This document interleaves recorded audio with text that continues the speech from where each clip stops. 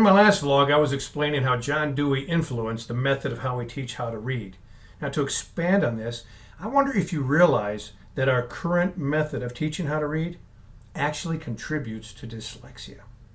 In Samuel Blumenfeld's book, The NEA, A Trojan Horse in American Education, he points out that the look-say method uses pictures with the alphabet.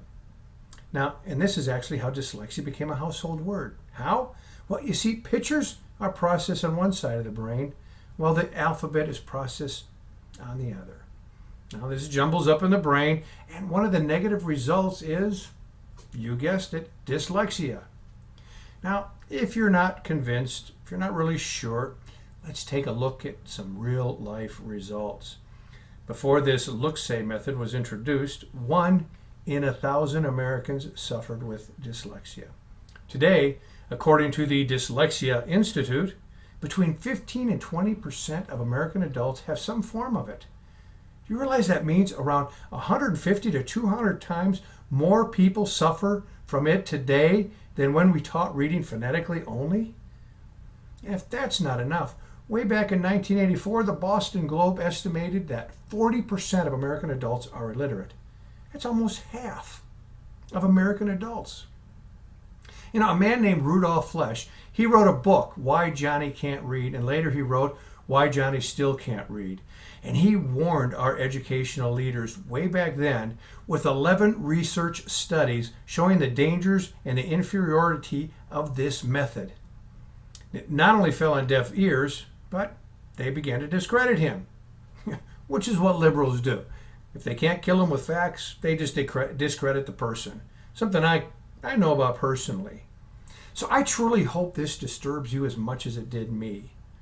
I'd like to tell you about what Ben Franklin said. He said, a Bible and a newspaper in every house, a good school in every district, they are the principal supports of virtue, morality, and civil liberty. You can see how important Mr. Franklin believed about reading and education. The Bible for virtue and morality, a newspaper for, well, okay, wait a second.